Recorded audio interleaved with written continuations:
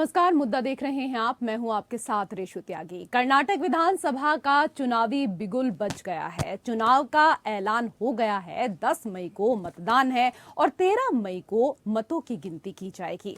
ऐसे में BJP, Congress, JDS, आप और अन्य छोटी पार्टियां पूरे जोर शोर के साथ तैयारियों में जुट गई हैं। हर पार्टी का दावा है कि अब की बार उनकी ही सरकार बनेगी। इसके साथ बयानबाजी भी तेज हो गई है। वार पर पलटवार करने में भी कोई देरी नहीं हो रही है। कर्नाटक के पूर्व मुख्यमंत्री बीएस येदियुरप्पा ने दावा किया है कि कर्नाटक चुनाव में बीजेपी को पूर्ण बहुमत मिलने वाला है। कांग्रेस नेता सिद्धारमैया ने इस पर पलटवार करते हुए कहा कि बीजेपी 60 सीट भी पार नहीं कर पाएगी। जेडीएस नेता और पूर्व सीएम एचडी कुमारस्वामी ने कहा कि लोगों ने तय कर लिया है कि यहां से दोनों बीजेपी और कांग्रेस राष्ट्रीय पार्टी को बाहर करना है। उधर राष्ट्रीय पार्टी का दर्जा मिलने से उत्साहित आम आदमी पार्टी भी जीत का दम भर रही है। इस बीच कर्नाटक चुनाव के लिए बीजेपी की पहली लिस्ट सामने आ गई है। बीजेपी ने कुल 189 उम्मीदवारों का ऐलान कर दिया है। लंबे मंथन और कई बदलाव करने के बाद बीजेपी ने ये लिस्ट जारी की है। इस बार नई पीढ़ी को मौका दिया गया है। कई सीटों पर एक्सपेरिमेंट के तहत बड़े सियासी दांव चले गए हैं। इसी वजह से 52 नए उम्मीदवार मैदान में उतारे गए हैं, जबकि 11 विधायकों का टिकट भी पार्टी ने काट दिया है। बड़ी बात यह है कि बीजेपी ने अपनी पहली ही लिस्ट के जरिए 8 महिलाओं, 32 ओबीसी, 30 एससी, 16 एसटी को टिकट दिया है। इस बार 5 वकीलों, 9 डॉक्टरों को भी शामिल किया गया है। असल में प्रधानमंत्री नरेंद्र मोदी ने बैठक के दौरान ही इस बात पर जोर दिया था कि नए चेहरों को मौका देना जरूरी है। उन्होंने ये साफ कहा था कि दागी नेताओं से दूरी बनानी है और परिवारवाद को भी बढ़ावा नहीं देना है। हालांकि पूर्व सीएम येदियुरप्पा चुनाव नहीं लड़ रहे हैं, इसलिए पार्टी ने उनके बेटे विजेंद्र को शिकारपुर से टिकट दे दिया है। उधर शिवमोगा से बीजेपी विधायक के.एस. ईश्वरप्पा ने विधानसभा चुनाव नहीं लड़ने का ऐलान किया है। उन्होंने बीजेपी के राष्ट्रीय अध्यक्ष जेपी नड्डा को पत्र लिखकर कहा कि उन्होंने आगामी कर्नाटक विधानसभा चुनाव नहीं लड़ने का फैसला किया है। दूसरी ओर पूर्व मुख्यमंत्री जगदीश शेट्टार ने बगावती तेवर दिखाने शुरू कर दिए हैं। दरअसल पार्टी आलाकमान उन्हें चुनाव लड़वाने के पक्ष में नहीं है, लेकिन जगदीश इससे सहमत नहीं है। उधर कांग्रेस में भी आपस में ही शह मात का खेल जारी है। कांग्रेस में मुख्यमंत्री पद के लिए सिद्धारमैया और डीके शिव कुमार के बीच सीधी प्रतिद्वंद्विता दिख रही है। वहीं कर्नाटक में कांग्रेस के वरिष्ठ नेता और पूर्व उप मुख्यमंत्री जी परमेश्वर ने हाल में कहा था कि अगर कांग्रेस सत्ता में आती है तो वह भी मुख्यमंत्री पद के दावेदारों में शामिल हैं।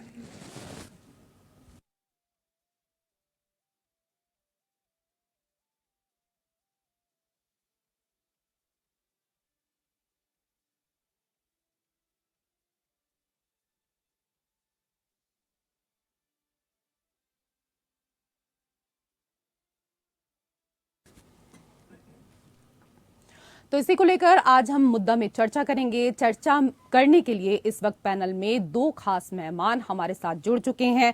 हमारे साथ आर.के. मिश्रा, प्रवक्ता बीजेपी, जुड़ चुके हैं। बहुत बहुत स्वागत है मिश्रा जी आपका। हमारे साथ टीना कर्मवीर, प्रवक्ता कांग्रेस, जुड़ चुकी हैं। आपका भी बहुत बहुत स्वागत है।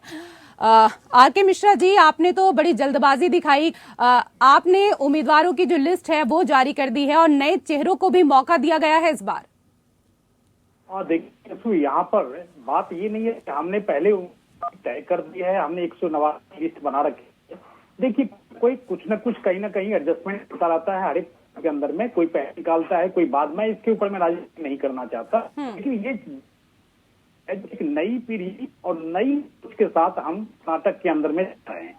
आपने देखा होगा जो 52 नए चेहरे हमने देखा है, जो 30 हो सीख से 16, जैसे आप पहले वक्तव्य में आप सारी लिस्ट भी है और वकील भी है। तो इस तरह की जो समावेशी एक लिस्ट है, निश्चित तौर पर एक कर्नाटक और को ले जाने के लिए। और पिछली बार भी हमने जिस तरह से बीजेपी 120 सीट पर, कांग्रेस 77 सीटों पर थी, हमने कर्नाटक की बेहतरी के लिए पिछले वर्ष भी हो रहा है, हम क्या और आगे भी कहेंगे परिप्रेक्ष्य नवासी की जो लिस्ट ठीक है आर.के. मिश्रा जी, मैं आपके पास आऊंगी क्योंकि आपकी आवाज ब्रेक होकर हमारे पास आ रही है। टीना जी, सिद्धारमैया और शिव कुमार के आपसी संघर्ष में अब खड़गे का नाम भी आ गया है। शिव कुमार ने उनका नाम प्रस्तावित किया है। यह त्रिकोणीय संघर्ष आपको नहीं लगता कि आपके लिए नुकसानदेह होगा?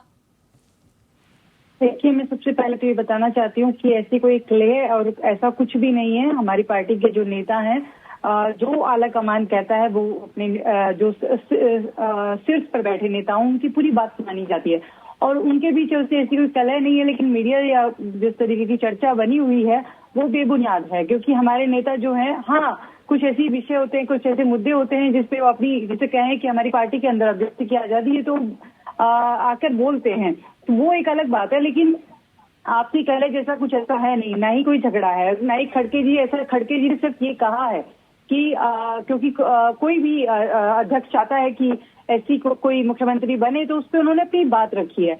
मैं एक बात पूछना चाहती हूँ, भाजपा के प्रवक्ता यहाँ बैठे हैं, कि अनिल कुमार जी, जिनको इन्होंने टिकट दिया है, उनका निर्वाचन क्षेत्र है कोराटागेरे, अनिल कुमार, उन पर 1300 करोड़ रुपए का घोटाला सामने आया है, लेकिन उस पर जांच क्यों नहीं कर रहे हैं ये लोग? टिकट, एक तो इन्होंने टिकट देने में इतना वेट किया, इतना इंतजार किया, फिर एक ऐसे व्यक्ति को दे दिया। तो मैं ये बताना चाहती हूँ कि कर्नाटक में जो सरकार रूलिंग पार्टी रही है और जो अब जो इस तरीके से टिकट भाजपा दे रही है, उससे हिसाब पता चलता है कि भ्रष्टाचारियों की पार्टी है। किस तरीके से अब यहाँ पर ईडी सीबीआई नहीं भेजेंगे, इवन टिकट दे रहे हैं ऐसे लोगों को। आपके तमाम सवालों का जवाब लेंगे, लेकिन जो अभी आपने बोला कि भ्रष्टाचारियों की पार्टी है, मिश्रा जी पहले जरा उसका जवाब दे दीजिए। 40% कमीशन खा रही है, कमीशन खोर पार्टी। ठीक है, जवाब ले लेते हैं। कांग्रेस के इनके नेता राहुल है, ये कांग्रेस पार्टी उनको इसका मुझे नहीं लगता है, जो कि कम से कम बंद तो करना चाहिए। आपके पार्टी के सुप्रीमो और वहां से सांसद पहले कर चुके हैं, दे दिया, जब नेशनल हेराल्ड केस में वो उसके ऊपर मेरी और मुझे लगता है कि कांग्रेस को डूबती हुई 14 से लेकर के 23 के बीच। ठीक है, टीना जी ने जो सवाल यहाँ पर पूछे हैं मिश्रा जी, उनका जवाब हम आपसे लेंगे, क्योंकि आपकी आवाज क्लियर नहीं आ रही है, आपकी आवाज ब्रेक होकर हमारे पास आ रही है। टीना जी, लेकिन ये बताइए कि बीजेपी ने ओबीसी और एससी एसटी के उम्मीदवारों की अच्छी संख्या मैदान में उतारी है। आप बीजेपी की रणनीति को भांपकर चल रहे हैं या बस अपनी धुन के धनी हैं? देखिए, हम तो मैं पहले बता चुकी हूँ, टिकटें तो सबसे पहले हमने वितरित की थी। इन लोगों ने तो बहुत, जिसे कहें, साजिशतन जिस तरीके से भ्रष्टाचारी को टिकट दे रहे हैं, तो इससे साफ पता चलता है कि इनकी रणनीति थी। हम लोगों की ऐसी कोई रणनीति नहीं थी। हम लोगों को, हमें पता है कि हमें किसे टिकट देना था, और हम जिसे हम कहें, हम सामाजिक न्याय की बात करते हैं। हम एससी एसटी ओबीसी को भी उसी तरीके की प्रायोरिटी देते हैं हमारी पार्टी, क्योंकि आप ये सब सत्य है कि हमारी पार्टी के तो अध्यक्ष ऐसी हैं, तो वो जिस तरीके से देखते हैं, उनका जो विजनरी माइंडसेट है, जिस तरीके से वो काम करते हैं, तो अपने आप में बहुत ही, जिसे कहें कि बहुत ही अच्छा है कि वो ऐसे लोगों को टिकट दे रहे हैं। लेकिन इनके यहाँ देखिए, मैं बार बार ये सवाल उठा रही हूँ, लेकिन इसका जवाब ये दे नहीं पाएंगे, और क्योंकि इनके पास जवाब नहीं है। जवाब तब देंगे ना, उनको आवाज अच्छे से आनी चाहिए। मिश्रा जी, आवाज मिल पा रही है अब आपको? बिल्कुल, मुझे तो मिल रही है, लेकिन शायद आपको नहीं। अब आपकी आवाज आ रही है। अब आप जवाब दे दीजिए, क्योंकि गंभीर आरोप लगाए हैं टीना जी ने आपके ऊपर। देखिए रेसू जी, मैं एक चीज जरूर इनको कहना चाहूंगा, कांग्रेस की प्रवक्ता यहाँ पर बैठी हुई है, मैंने बड़े आदर के और सम्मान के साथ कहना चाहता हूँ, आज राहुल गांधी जी इनके नेशनल हेराल्ड केस में जो इतना बड़ा भ्रष्टाचार हुआ उसके अंदर में हमने देखा किस तरह से जमानत पे रिहा है, और इनको सांसदी का टिकट कांग्रेस पार्टी देती है वायनाड से। क्या ये प्रश्न नहीं पूछा जाना चाहिए? ये बिल्कुल प्रश्न बनता है। और आप मुझे कह रहे हैं, देखिए, एक नई सोच के साथ हम कर्नाटक के अंदर में गए हैं। निश्चित तौर पर नई पीढ़ी, नई सोच के साथ हमने हर एक वर्ग को बिल्कुल एक समावेशी विचारधारा के तहत कर्नाटक प्रदेश को बिल्कुल बेहतरी के लिए ले जाने के लिए हम प्रतिबद्ध हैं। निश्चित तौर पर हमारी प्राथमिकताएं वही रहेगी, जो जनता के जो मुद्दे हैं, जनता को केंद्रीय योजना हो चाहे प्रदेश की योजना हो, उसका लाभ मिले, लेकिन आप अगर अपनी कांग्रेस मिश्रा जी, शासित ऐसा तो प्रदेशों में नहीं है क्योंकि बीजेपी पर गढ़ बचाने का दबाव है, इसलिए आप लोग नए नए प्रयोग कर रहे हैं। रेसू जी, बहुत अच्छा प्रश्न किया आपने। 1989 के बाद से अभी तक वहां पर कोई पार्टी रिपीट नहीं हुई है, लेकिन हम ये जो मिथक है इसको हम तोड़ने का बिल्कुल प्रयास करेंगे। जैसे हमने पूर्व में, हमने उत्तराखंड हो चाहे हमने उत्तर प्रदेश के अंदर में, ये सारे हिमाचल हमने में क्यों नहीं मिथक तोड़ा? तोड़े। फिर हिमाचल में बोलिए ना, हिमाचल पर नहीं बोलेंगे? नहीं, अब देखिए, अब देखिए, 1.9% से आप जीत हासिल कर रही हैं, तो क्या मार्जिन लेकर के हासिल कर रही हैं? सर, कम से कम इतना तो आपको आप लोग तो सर्वे पे भरोसा करते होंगे ना? आप लोग तो, आपने तो सारे इंस्टीट्यूशन पे कब्जा किया हो, आप तो सर्वे से ही पता चल गया होगा। सर्वे जो है वो कांग्रेस की तरफ है, आपकी जानकारी के लिए बता दूं। अंदर में देख लीजिए, सर्वे में क्या दिखाया जा रहा है कि कांग्रेस की जीत है। जनता जो है, देखिए, जनता जो है वो तय कर चुकी है कि कांग्रेस की वापसी होगी, और लोग जो है आंखें बिछाए बैठे ठीक है, हैं। जीत किसकी होगी, कांग्रेस की होगी, हम तो बीजेपी बता की होगी, दीजिए। ये तो जनता तय करेगी। लेकिन मिश्रा जी, रेखू जी, ये कम से बताइए कम- ना जी। कि जो बगावत हो रही है उसको किस तरीके से दूर करेंगे? पूर्व मुख्यमंत्री जगदीश शेट्टार बगावती हो गए हैं, पुराने नेता येदियुरप्पा की अगर बात करें तो येदियुरप्पा और ईश्वरप्पा खुद चुनाव मैदान से बाहर हैं। रेसू जी, देखिए, इतनी बड़ी पार्टी है, निश्चित तौर पर कहीं ना कहीं कभी असंतोष होता है, कभी संतोष होता है, लेकिन ये चुनाव के समय पर ही क्यों होता है, ये भी तो देखिए ना। मैं बता रहा हूँ। अब इतनी बड़ी पार्टी है, निश्चित तौर पर आलाकमान इसके ऊपर में बिल्कुल ध्यान दे रहा है। और मुझे लगता है जो कि हमारे पार्टी के सभी कार्यकर्ता कहीं ना कहीं अपने आप को अपने क्षेत्र में समर्पित करेंगे, जनता के लिए वो खड़े हैं निश्चित तौर पर। और कहीं पे भी असंतोष, हाँ, बिल्कुल झलक नजर आ रही है, लेकिन मुझे लगता है कहीं ना कहीं हम लोग उनको मना लेंगे। और मुझे आशा है ये कांग्रेस वाली रिपीट राजस्थान के अंदर में जिस तरह से हो रही है, जो पूर्व के उप मुख्यमंत्री और प्रदेश अध्यक्ष वहां पर अनशन पर बैठ जाते हैं। नेताओं की चिंता करिए, कांग्रेस की चिंता मत करिए। नहीं, कांग्रेस की चिंता करने के लिए हमारी पार्टी की अभी आप राजस्थान को छोड़िए ना, क्योंकि अभी तो कर्नाटक की बात कर रहे हैं, तो उस पर ही रहिए ना। मिश्रा जी, ये बताइए कि लिंगायतों का वोट बहुत हद तक येदियुरप्पा के चेहरे पर केंद्रित रहा है, यह विश्वास उनके बेटे के नाम पर शिफ्ट करना आसान होगा क्या आप लोगों के लिए? देखिए, हम बिल्कुल उन सब सारे विषयों को लेकर के, आप चाहे लिंगायत लें, मैं पूरे प्रदेश की बात करूंगा। आप लिंगायत की जो बात बिल्कुल कर रही हैं, ठीक है, अच्छी बात है, लेकिन हम कह रहे हैं पूरे प्रदेश की बेहतरी के लिए। मैंने पहले भी कहा है, जनता के मुद्दों को हम प्रखरता से हमेशा से उठाते रहे हैं। देश के अंदर जिन प्रदेशों में भाजपा का शासन रहा है, निश्चित तौर पर हमने देखेंगे, चाहे उत्तर, मैं तो कह रहा हूँ जो कि पूरे प्रदेश है, पूरे देश के अंदर की बात कर रहा हूँ, तो एक लिंगायत ही नहीं बल्कि हर एक समुदाय को लेकर के निश्चित तौर पर एक जो है सो एक समावेशी विचारधारा के तहत हम आगे ले जाने का प्रयास करेंगे। कर्नाटक में जिस तरह से 10 मई को और 13 मई को जिस तरह से जो रिजल्ट आने हैं, आप देखेंगे कहीं न कहीं सकारात्मक रिजल्ट होगा। जनता का आशीर्वाद हमें बिल्कुल मिलेगा। ये जनता का आशीर्वाद कांग्रेस को मिलेगा, कांग्रेस भी लगातार यही दावा कर रही है। लेकिन मिश्रा जी, ये बताइए, राहुल गांधी लिंगायत संप्रदाय में दीक्षा ले चुके हैं, कांग्रेस प्रदेश अध्यक्ष डीके शिव कुमार उसी संप्रदाय से हैं, इधर आपके पास येदियुरप्पा भी नहीं है। अपने परंपरागत वोट को बचाए रखना आपके लिए कितनी बड़ी चुनौती होगी? क्या आपको लिंगायत वोट बिखरने का अंदेशा है, तभी चेहरे की भरपाई आरक्षण से की गई है?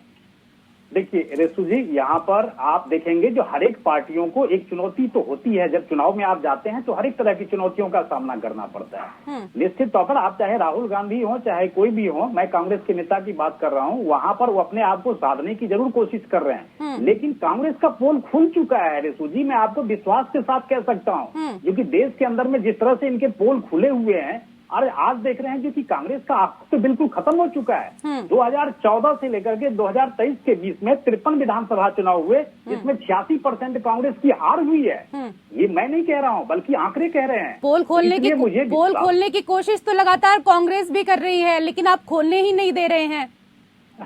नहीं, ऐसी कोई बात नहीं है जो कि पोल, मैं उनको पूरा मौका दे रहा हूँ, पोल खोलें, लेकिन पोल तो वहाँ खुलेंगे ना जहाँ पर गठरी होगी। जब गठरी ही नहीं है हम यहाँ पर, न खाएंगे न खाने देंगे। जो इस विचारधारा के साथ जाएगा उसको किस चीज का गम है, चाहे राहुल गांधी। ठीक है, टीना जी, जवाब क्यों नहीं दिया आपने? अनिल जी को टिकट किस खुशी में दिया? जब आप भ्रष्टाचार से आप तो खाने न खाऊंगा न खाने दूंगा पर विश्वास करते हैं। अब ऐसे लोगों पर तो जांच बैठानी चाहिए थी, सीबीआई या ईडी भेजनी चाहिए थी ना, उस पर तो इंक्वायरी बैठनी चाहिए थी। आप ऐसे लोगों को टिकट दे रहे हैं, फिर आप ऐसी बातें कर रहे हैं। ये तो अपने आप में शर्मनाक है कि आप ऐसे लोगों को टिकट दे रहे हैं और सोच समझ के, जबकि उसका मीटिंग में कमेटी में मोदी जी भी बैठे। ठीक है मिश्रा जी, जल्दी से जवाब दे दीजिए, समय कम है, जल्दी से जवाब दीजिए। भ्रष्टाचारी पार्टी है, मैं जवाब दूंगा। और कर्नाटक में जिस तरीके से भ्रष्टाचार पूरे देश के अंदर पूरे देश में दिख रहा है। ठीक है, और फिलहाल मुद्दा में इतना ही। नमस्कार।